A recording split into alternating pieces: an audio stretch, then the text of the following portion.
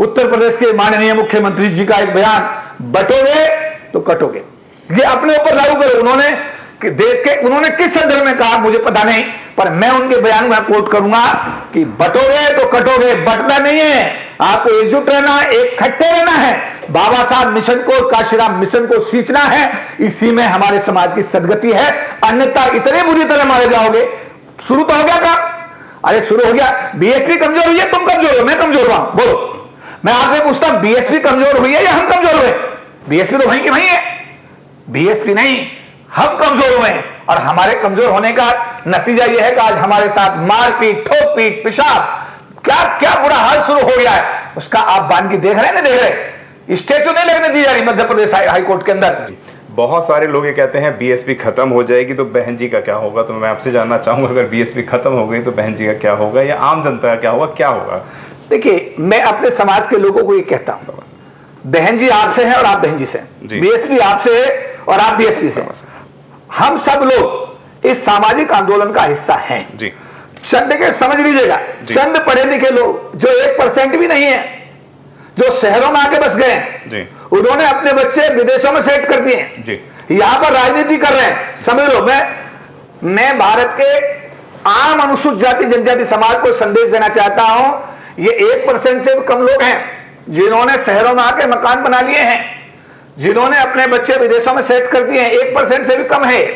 यही लोग हैं जो इस टाइप की जो ना अफवाहें फैलाते हैं। ये कोई किसी राजनीतिक पार्टी में, एमएलए के चक्कर में लगा हुआ है, कहीं कोई विधायक बनना चाह रहा है, कोई एमपी बनना चाह रहा है। तो ये जो लोग हैं, इनकी संख्या ज्यादा नहीं है जी, ये अवसरवादी लोग हैं, पेट भरे हुए लोग हैं। इनसे पूछो कि तुम्हारे बच्चे कहां हैं, इनके बच्चे तो जब चाहेंगे भाग जाएंगे।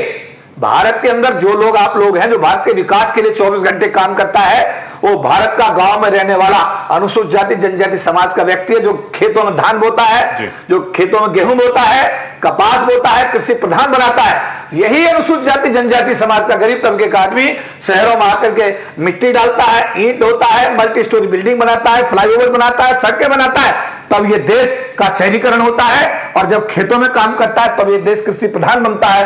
तो देश के असली कमेरे आप लोग हैं, देश आपसे है, और देश का जो गरीब तबका जो हमारा है, वही इस बहुजन मूवमेंट की जान है, शान है।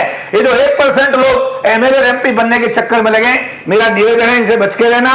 ये लोग समाज को कभी भी, समाज को धोखा अगर दे दें तो इसमें बुरा मत मानना, क्योंकि ये पार्टियों के बाउंडेड लेवल से, पार्टियों से बंधे हुए लोग हैं। और अगर इनकी बातों में आकर के आप में बिखराव हुआ, मैं एक चीज यहां कहना चाहूंगा, उत्तर प्रदेश के माननीय मुख्यमंत्री जी का एक बयान, बटोगे तो कटोगे, ये अपने ऊपर लागू करो। उन्होंने किस संदर्भ में कहा मुझे पता नहीं, पर मैं उनके बयान में कोट करूंगा कि बटोगे तो कटोगे, बटना नहीं है, आपको एकजुट रहना, इकट्ठे रहना है, बाबा साहब मिशन को, काशीराम मिशन को सींचना है, इसी में हमारे समाज की सदगति है, अन्यथा इतने बुरी तरह मारे जाओगे।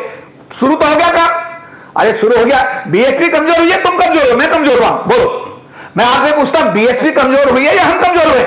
बीएसपी तो वहीं की वहीं है, बीएसपी नहीं, हम कमजोर हुए हैं। और हमारे कमजोर होने का नतीजा यह है कि आज हमारे साथ मारपीट, ठोक-पीट, पेशाब, क्या क्या बुरा हाल शुरू हो गया है, उसका आप बानगी देख रहे हैं ना, देख रहे? स्टेचू नहीं लगने दी जा रही मध्य प्रदेश हाईकोर्ट के अंदर। मेरा कहने का मतलब यह है कि ये जो तथाकथित 1% से भी कम आपके लोग हैं, ये उनमें वो लोग हैं जो सरकार की नौकरी में आईएएस बन गए, आईपीएस बन गए, एमएलए बन गए, एमपी बन गए, शहरों में आ गए, बढ़िया मकान बना लिया, बढ़िया गाड़ी हो गई, अपने बच्चे विदेशों में सेट कर दिए। इन लोगों का आपके डेवलपमेंट से कोई दूर दूर तक रहना नहीं है। इनसे पूछो कि क्या इन्होंने किसी गांव के गरीब बच्चे की फीस दी है क्या? ये दिन के शाम को ये हजारों रुपए की शराब पीते हैं, जो बाबा साहब ने नौकरी दी है, उस पैसे में हजारों रुपए की शराब पी जाते हैं, पर एक बच्चे की फीस नहीं देते। अगर एक बच्चे की फीस भी देते तो मुझे लगता है 40 लाख लोग थे, 40 लाख बच्चे और सरकार की नौकरी में आ गए होते, और वो गरीबी की रेखा से ऊपर आ गए होते। इसलिए ऐसे लोगों की बात में बिल्कुल नहीं आना है। काशीराम जी को समझना है, बाबा साहब को समझना है, हमारी सबकी सदगति काशीराम को फॉलो करने में है, मान्यवर काशीराम साहब को फॉलो करने में है, बाबा साहब को फॉलो करने में, इसके अलावा हमारी और कहीं सदगति नहीं। जिस तरीके से आपने कहा कि बटोगे तो कटोगे, यानी कि 2027 के अंदर आप चाहते हैं कि बहुजन इकट्ठे हो जाएं और कटे बटे ना, तो ये कोई इशारा, इसको हम लोग ये समझ सकते हैं कि बहन जी की सरकार बनाने की तरफ है? अरे भाई, आज बहन जी लीड कर रही है, हमारा सौभाग्य है जी।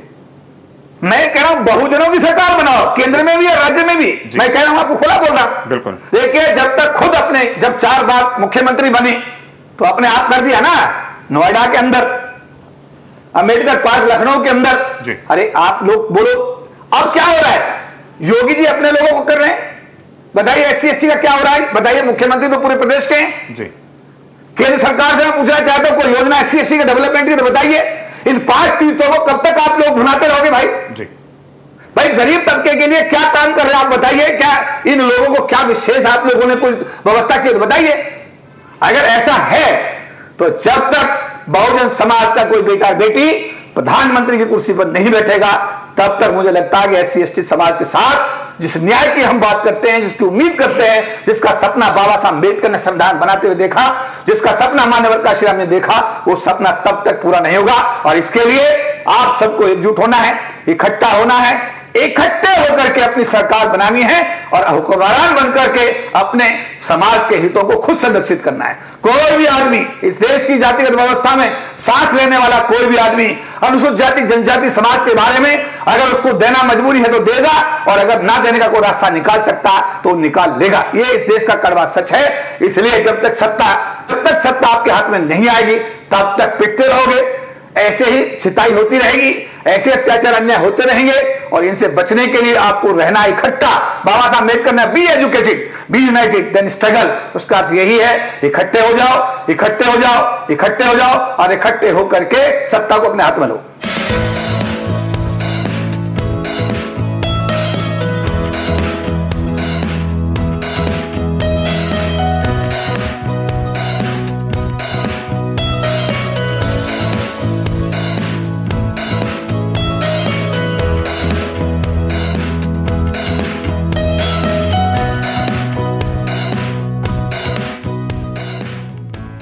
अगर आपने अभी तक हमारा चैनल सब्सक्राइब नहीं किया है तो सब्सक्राइब करें और घंटी का बटन बिल्कुल भी दबाना ना भूलें, ताकि सभी लेटेस्ट खबरें पहुंच सकें आप पे सबसे पहले।